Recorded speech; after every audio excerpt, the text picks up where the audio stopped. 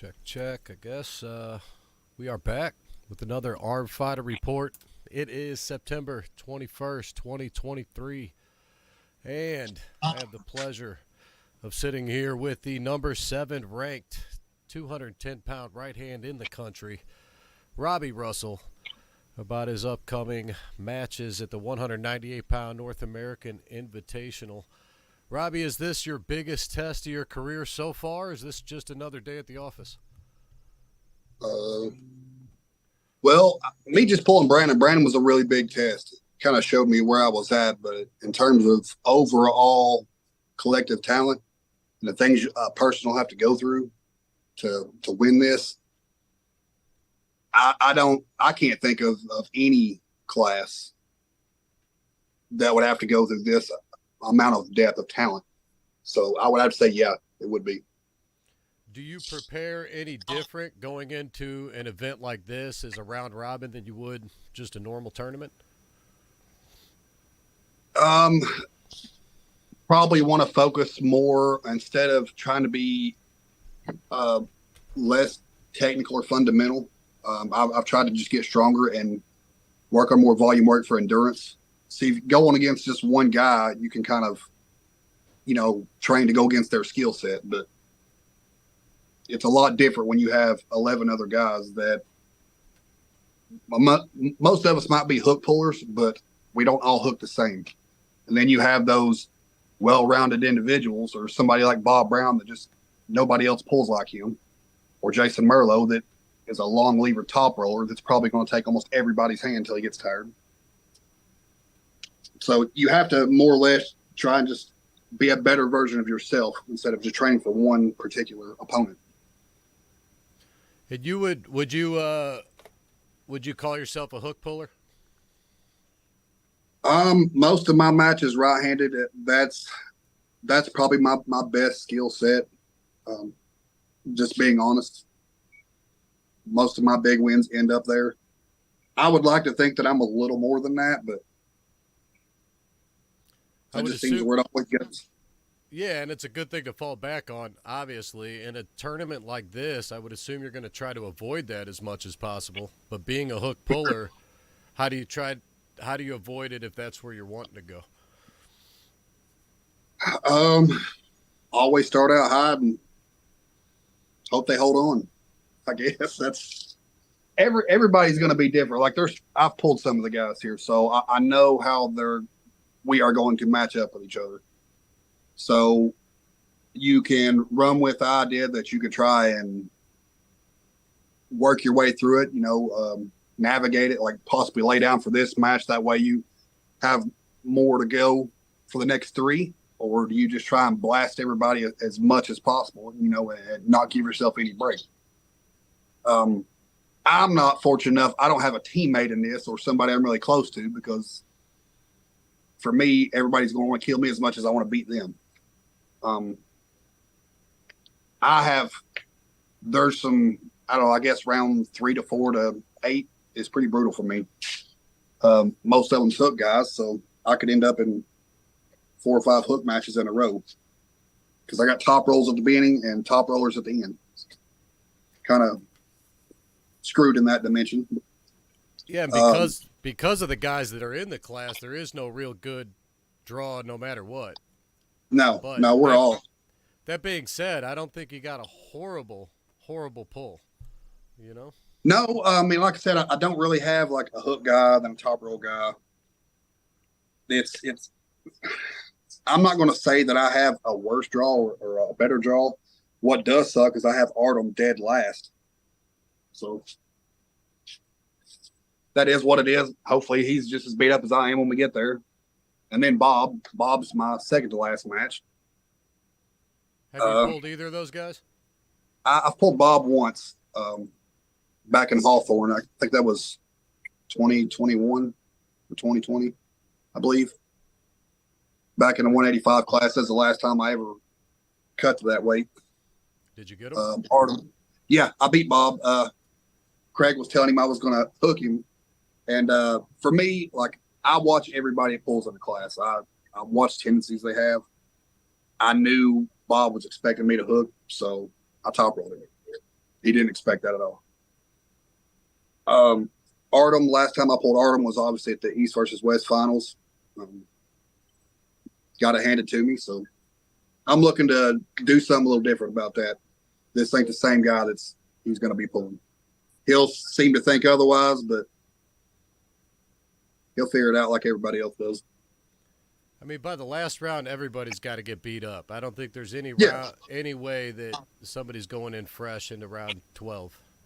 There's nobody that's going to make it through and still looking good. I don't care unless they're just world level above everybody. It's not going to happen. Everybody will tout like Adam's endurance. It's going to take a hit because I'm going to give it to him the best I can. And what happens, happens. You know, it's just how me and him play out. Artem, I catch Artem, it'll be the same thing. But it's those in between guys that people don't know about, like Merlot. Merlot is liable to take my hand and might not be exactly easy for him to pin me, or or even Bob for that matter. Stephen Logston, I'll pull him early. He's capable of doing it. Who really knows? That's somebody I've never pulled. You have a history with a lot of these guys on the list, right? So really, there's probably – well, first off, let me ask this. Have they replaced Chad Silvers yet? No, I'm working on that. I was actually talking to LeRae earlier about that because he's pushing to want to go ahead and replace somebody. And I'm of the mind it's a month out. It's 30 days out. I would really like to give somebody as much time as possible to do what's necessary because say I wait 2 weeks out and I try and fill that and I can't get somebody that's a quality opponent for this. Like, this isn't just your ordinary class. It's truly something special. It deserves to have that kind of respect put toward it. I want to try and fill that spot with as a good a puller as I possibly can. I don't want to just, and not that there's not good pullers out there or people that are on their way up, but everybody that's in this, we've all come to agreement. We want the best possible puller we can get. So that's why we're after David Eggen. I would really love to have him, but I kind of need to get a response. That way I can, move on if it's not possible. Yeah, there's not many guys really that can fill the spot. Yeah, it's hard. I mean, Chad's a really, really good puller. Probably one of the most experienced guys in there. And it's really hard to fill that spot with just anybody. But David is probably a step up from Chad. I mean, if I'm just being honest, if where they're at in their careers, that would be mega, for lack of a better word. But I have a few guys names out there that I know are waiting on me. Brian Fry's one, Casey Coley. Let's see. I think there's Jeremy Thornton, I think was his name, that people have dropped. Ole. Is what about Talbot? I've not reached out to him. LeRae did at the beginning of this, and what I was told is he wanted it to be made worth his while. Would I love to have him? Absolutely. I got killed by him the only time I've ever been able to pull him. So I would love to be able to match up with him again, just to see where we actually stand now. But I mean, he's been tagged in several posts and there's been no interest from him whatsoever. And I mean, as all the posts that I've made, I want people to message me, get a hold of me. That way we can work it out because I'm kind of the guy over this filling the spot because I know everybody that's in the class. So it's kind of been left up to me, but I don't want to be the guy that just makes that call because I'm not the one putting on the group. Beast Mode and LeRae are much bigger contributors to this than me. I'm the guy in the class that knows everybody, and I'm trying to make it as good as possible. So that respect needs to go to them. I think David's the guy. Hopefully you guys get a hold of him. If not, 11 of the top guys is still pretty awesome too, Yeah. I mean, I've added a couple guys on there that's not ranked, and there's people that's going to say that, oh, this guy's not ranked either. Brian Fry is a legit top 10 guy. He's just not on the rankings just due to logistics at this point. But, I mean, that's a top guy. Yeah. Jeremy Thornton is mentioned at the 210s. both of those guys are definitely legit. But I'm with you. You don't necessarily have to just fill it just to fill it. Yeah, that's what I don't want to wait 2 weeks out and then I can't get none of them, and then I just have to give it to a guy that, you know, wants to be in it. I mean, with all due respect to other guys, I want to get as good as possible, but I don't really want it to come down to just somebody just showed up. You know, like I still have to go in the group and I have to start talking about getting all our money together, because say somebody don't backs out 2 days before the event starts or don't show up, period. That's not fair to everybody. So somebody needs to have a little bit of skin in the game. You know, we've planned this and I want it to be as legit as possible. There's a few things we still have to lock down as far as that goes, but I believe I've got the guys that are going to show up and do it the right way. But I got to hear something about David. I need to know what's going on. I got to lock that down. Yeah, that would definitely be number one. And I think maybe in the future, what about having alternates already planned out? So maybe you have your top 12, but you already have 2 alternates that are committed. I think that would be a good thing. I mean, I was told by a couple guys they're going to be there anyway, just in case. But I've also told these guys that it's going to be a strict 198 class. If you don't make 198, you're shit out of luck. Like, we are all held to that standard.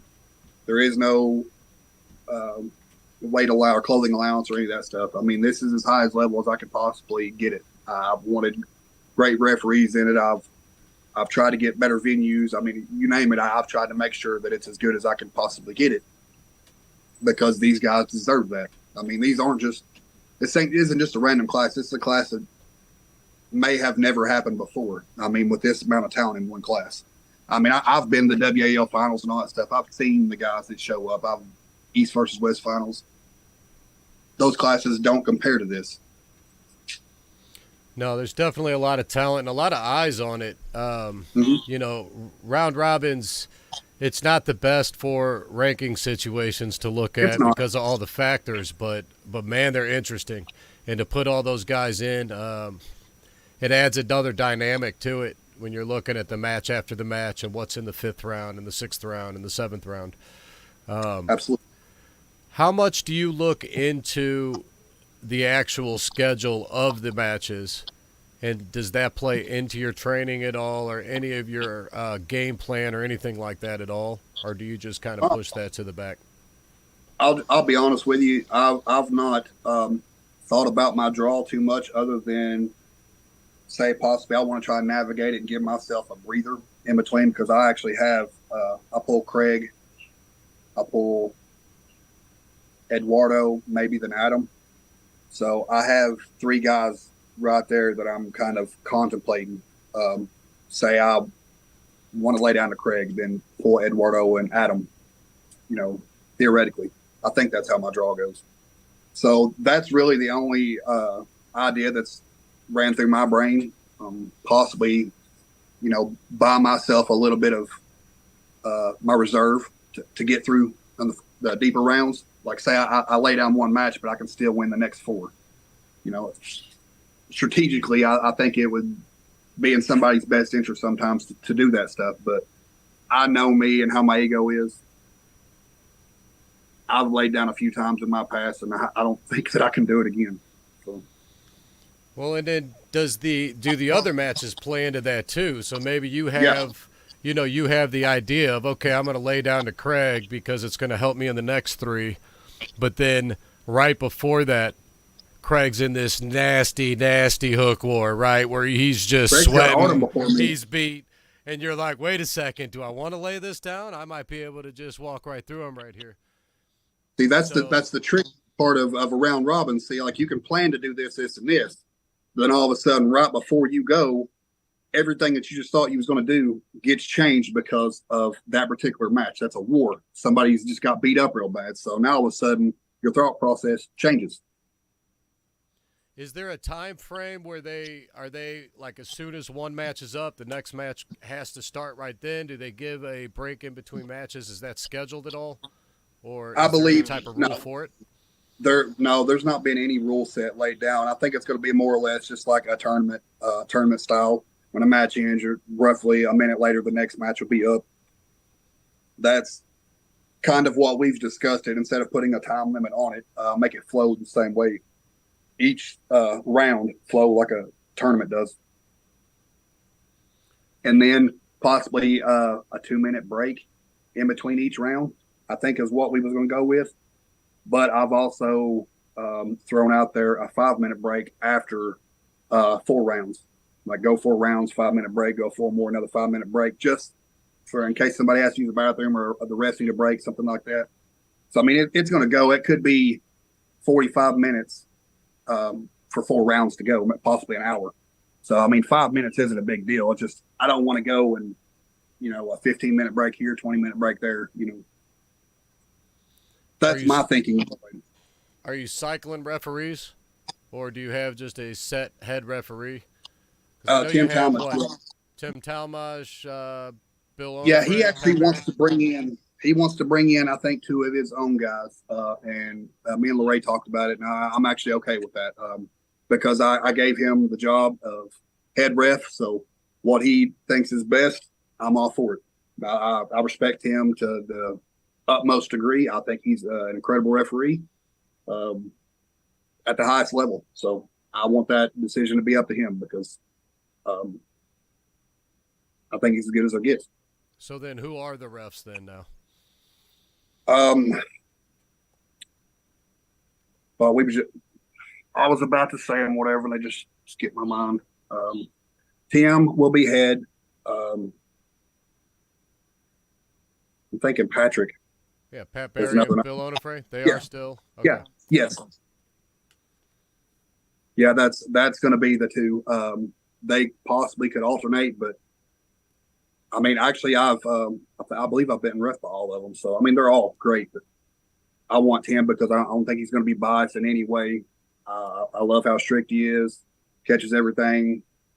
I just feel like this level, we deserve the best. I mean, there's other guys I could have went out there and got, but I was ref by him at the East versus West, and he ain't putting up with nothing. You listen or you get fouled, and that's what I'm after. All 3 of those guys are legit. They all know what's going on. So ultimately, I would probably cycle them and just let those 3, match by match, just rotate one down, one up, one off. Keep them fresh. I would say it would help with them. Randomize it and just kind of roll through them because they're all good. They all work good together, I think, too. So. Yeah, I'm with doing that or whatever. That actually might take away from actually needing breaks because they have 3 so they can cycle out. Mm-hmm. So, somebody's always getting a break here. They're just getting fresh. They're moving around. They keep it, and they're all relatively. I think they're all advanced seniors. So, yeah, that was my goal. So that's good. We got the refs covered, the venues covered. You're rolling through it. If you had to guess, I would say I wouldn't consider you an underdog in this by any means. I would think that you should be like one of the favorites to get a money place, right? Yeah. I'm always real with myself, realistic in what I expect. I don't know where I'm going to stack up with my training and stuff. I know I've been steadily putting myself in a place to be better than I've been because I just slack off way too much. I'm one of the laziest guys in terms of training. Sometimes I won't do it for months, and then I will for a week here, a week there. For the last 2.5 months, I've steadily invested myself into being a better version, but because I knew this was coming. But being real, if David's not in it,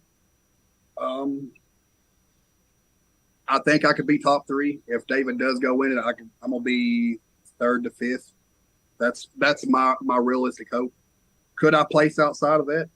Some of these guys might show up and be a lot better than I anticipated, than many of us anticipated. So I could very easily place outside the top 6, but my hope is to be top 4. That's my realistic hope. You have a win over Toulier. I do. I'm the only one in it that has a win on him. So that's got to help going into it. You were in a war with Adam. Every match me and Adam have is a war. It's like we dread it from each other just because of what always comes of it. I don't flash him. He don't flash me. It always ends up in this 20, 30-second match. It's brutal. we That's a pull tough one two too two because you're right similar. in the middle. Yes. So we're both liable to get to each other possibly undefeated, and then we go and beat each other up and end up taking 3 or 4 losses. Is it realistic for him? No. His endurance is better than mine. I've always felt like I'm just a tad stronger than Adam. He just outlasts me, or I do something stupid. And I've never pulled that guy in the straps, and I feel like that's something that I want to do. I want to see what's different between me and him. Enough that you'll just ask for it?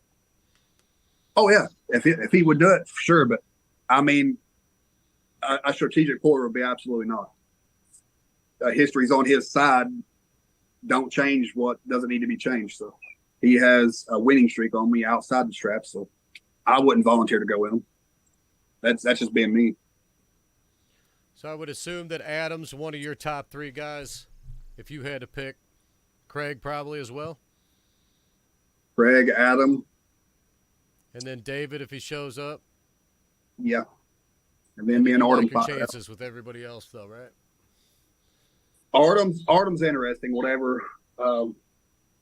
Man, it took him so long to beat me, and which I don't honestly. I don't have an ego of when me and Artem pull, and that's what kills me too, because I really like Artem,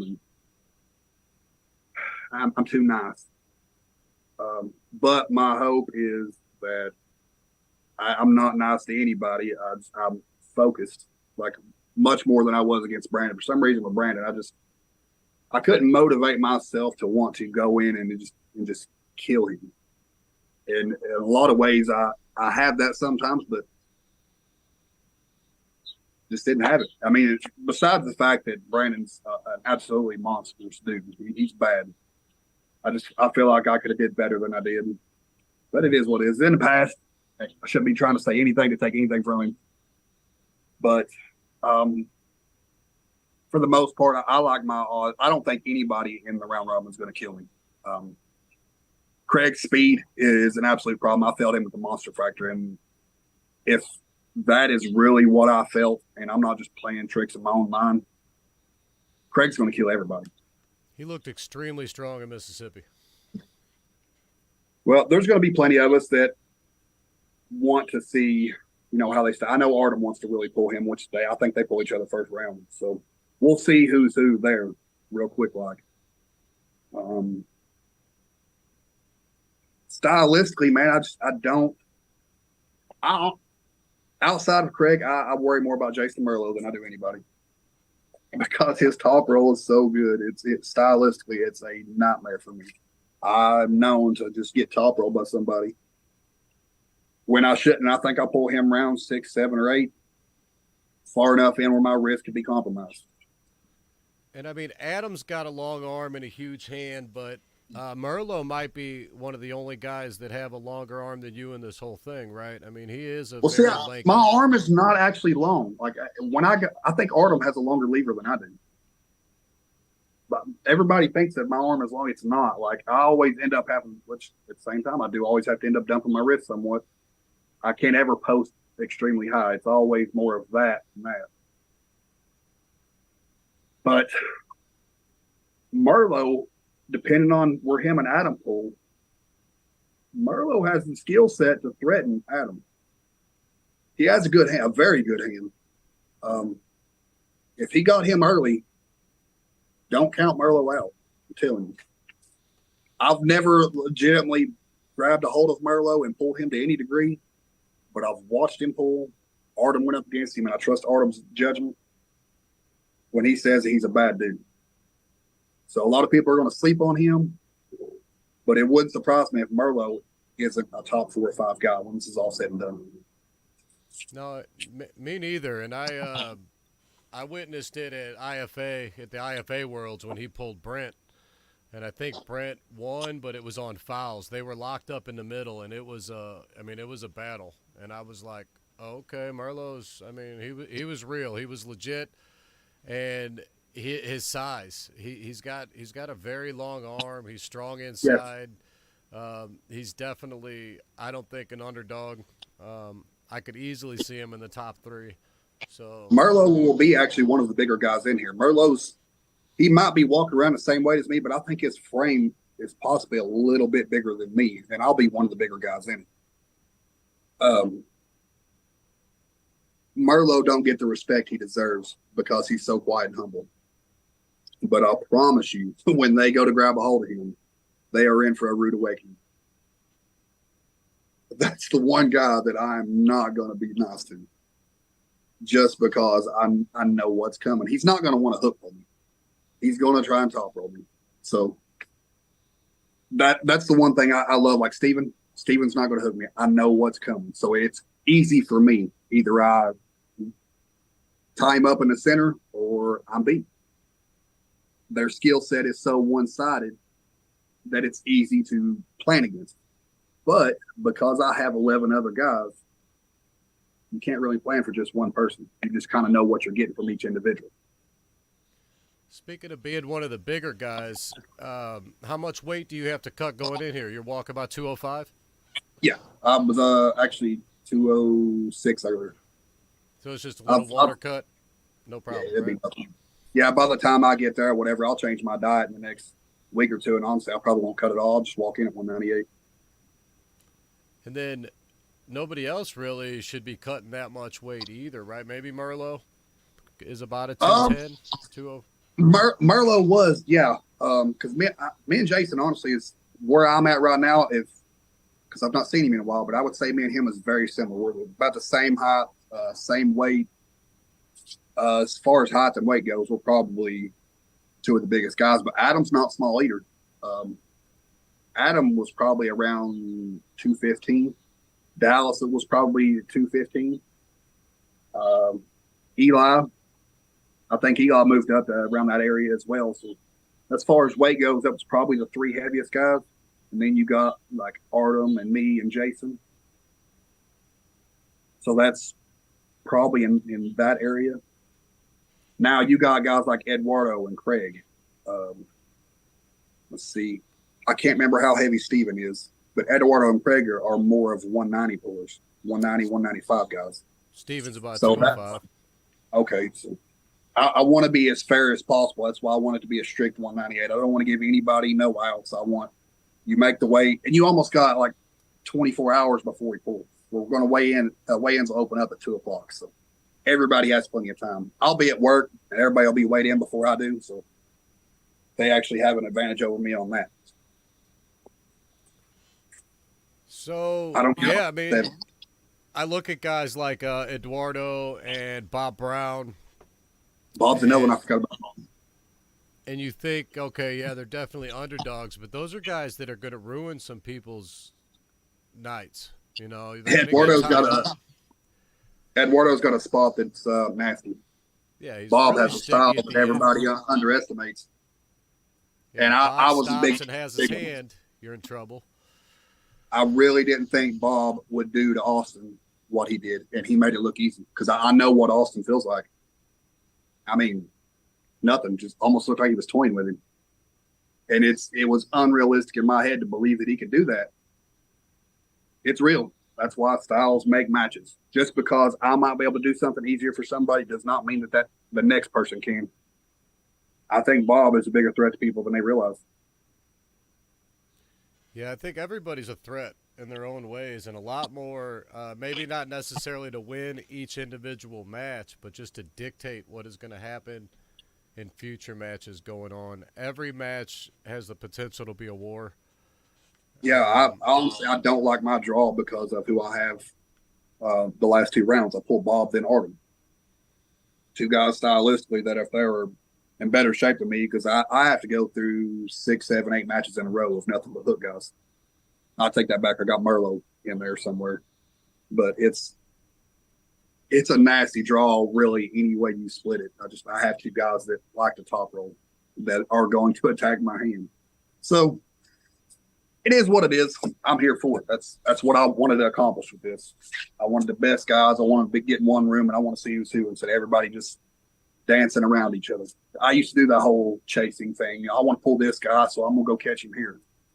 I'll just put us all in a room. We're going to see who's bad. Do you think the structure of the round robin, so let's say I'm guessing you're averaging about a 25 35-minute break in between matches, depending on when you fall, obviously, in the round. Yeah, Do it you could be. think Yeah. that's like compared to a tournament? Do you think it's really more taxing, or is it pretty similar overall to the flow anyway? The thing with the round robin, unless it's a really huge class, nobody ever has 11 matches in a class. You have to have 30 guys in a tournament to get that many matches. So I think getting through a round robin and winning that is going to be harder than a tournament, especially when you consider the depth that's in this. That's if my thinking anyway. I mean, I could be wrong, but to go for nobody's going undefeated in this. If they do, then that's just unbelievable. Through a tournament, the biggest class I've ever been in was 25 guys, I believe, which was roughly like 8 matches, I think, through the finals, and I think I went undefeated in that one. In this round robin, there's 11 rounds you got to go through. So I think it's much harder to get through this the way it's laid out than your normal tournament. So you have to be smarter in what you do. Now, are you going to have more time or more breaks in between? Yeah, you will, because the matches and everything, how it goes. I think you'll have a little bit more time to rest up and get yourself prepared. Also, you know who you're pulling and when. A tournament that can change. Do they have a tiebreaker situation set up? From my understanding, the way that we are going to do it is if we have 2 guys that end up with the same, because there's money laid out in it, whether it be for first place, second, third, however, it'll be a pull-off best of 3. We went through the discussion of having head-to-head results, but because of how that can be skewed, I get how head-to-head should play in it, but a best of 3 setup, I think, is the best way to break that down. That's more or less everybody was leaning toward that way. So if there's a tie, the 2 guys will go head-to-head best of 3? If you have a winner straight up, yeah, you got a winner straight up. He's already ahead. Nobody can catch him because you're paying out the 6th place. 4th, 5th, and 6th don't really matter. I mean, it's going to be the same money, but 2nd and 3rd pay different. So say you have 2, 3, 4 guys all with the same record. Head-to-head would matter, I think, to some degree to that, but I really don't see that many guys coming out with the same amount of losses. So say 2nd and 3rd end up, the guys are 8 and 3. Those 2 guys are going to pull off a best of 3 setup, whatever, and the first one to win 2 of them take 2nd place. The loser will take 3rd. And the same for first, whatever. That's realistically the best case scenario that you have. That's most fair. Yeah, we could do a one-man pull-off for each, but I want to know who's who, and that's kind of where everybody led down to, is having a best of 3 as a tiebreaker. Awesome. Well, we're only, a month out? What's the cutoff for replacing Chad Silvers? Do they have a date to where we either get somebody in or you're going to make it 11? No, I've got people I can fill it with, whatever. It's just how picky I am. I've got 5 guys right now I can pick from right now. I've been asked to give David time, and I really need to hear about that. I think he just come back from Russia today, and he needs to speak to his job. So I may give that another day or 2, and if not, I got to reach out to one of these guys and make it happen. I want everybody to know, because see if we have somebody else drop out. A lot of us agreed to re-roll everything. If we got 2 that changes, the whole draw is going to change. So I'm trying to give enough time, or give as much time as possible for everybody to get things locked down, to know what's what. It sounds like it'll fall into place. I like David for that spot. I also like Brian and Jeremy, so it sounds like it's locked up either way. That's 2 guys that's been. See, I've not paid a whole lot of attention to Jeremy until his name. I started seeing it getting thrown around, and I started doing a little bit of digging. he's been getting matches that against guys that are legitimate pullers. I think him and Brian are right there in that same area. Craig also dropped Jeremy, so that says a whole lot. But here's my thing. I had Chad and Adam in there. It's 2 teammates. I'm really trying to avoid that whole scenario. That way nobody gets a bye or anything, you know. But they're the exception because they're 2 really good pullers that are highly ranked. I don't want to do that same thing where I get 2 guys and one just lays down him so he gets an early round bye. I don't want to do that. I want everybody to look at each other and just absolutely hate the side. Yep. David's that guy, definitely. He That's could who I very want. well be that number 1 guy at that class. So Very well, and that's why I want him. And he also is not going to be afraid to jump in and dive into a hook with any of you guys too. So he just throws in another. I love his style. Yeah. He's reckless abandonment. He don't care, and I'm here for it. I want it. Well, I really look forward to this event. I wish you luck, man. I think you do got a good shot to get in there. So hopefully you stay healthy coming up this last month. Come in here focused and ready to do some damage. I'm here for it. I'm actually did a little bit of training earlier, whatever. And when I get off here, I'm going to put my shoes on and head back to the gym. So awesome. Well, I'm getting ready safe, for it. I'm just quiet about it.